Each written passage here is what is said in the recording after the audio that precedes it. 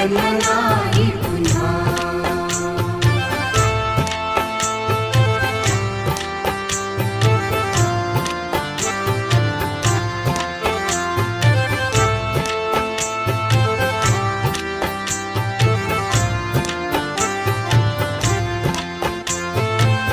हा जन्म आहे सद्गुरु कृपेचा, हा जन्म आहे सद्गुरु कृपेचा, हा जन्म आहे सद्गुरु कृपेचा। हरि ओम स्वामी समर्थ म्हणा, हा जन्म